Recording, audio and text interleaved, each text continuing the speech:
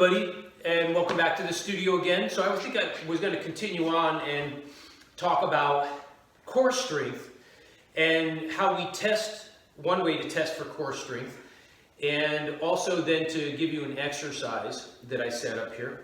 So what we call hip or slash back extensions. And core is really important, and what most people don't understand, I don't think, even at this point, is that if you have low back pain or even hip pain, etc., many times it's because the core isn't strong enough and it's not stabilizing the spine when you're not just lifting weight, but in your everyday life, just getting in and out of cars, bending over, doing all sorts of stuff, just doing stuff like this in your everyday life. That's wear and tear on the spine if the core is not working correctly due to many different things like inflammation and gut issues and all sorts of other stuff. It can be shut down or inhibited.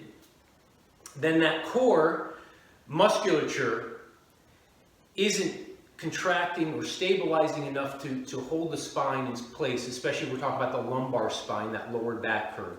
So back strength, having a strong back, we could say, has a lot to do with having a very functional core. So one way we test for this when I'm working with clients is, and I'm just going to make sure I'm all set up here, is we do a static hold in a position where the client has to support their upper body weight. So you'll notice, I think you can see my feet are behind this bar, and I have the bar weighted on each side, so it's very safe, and I have padding here for my ankles. So it's right there, and then I'm using the bench here, and I have the bench just in front of my hips. I can move it a little bit more forward, but I don't need to at this point. Then from here, my hands are on the floor, so I'm nice and stable with my clients when they're doing this.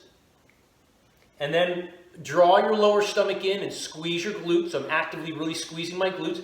My spine's nice and straight, and then I bring my hands up and I take the weight of my body I'm holding. Now, if you have a very functional, strong core and back musculature, right? We're looking at that too, the back. We're really looking at these back muscles, these erectors. A 4-minute hold is appropriate.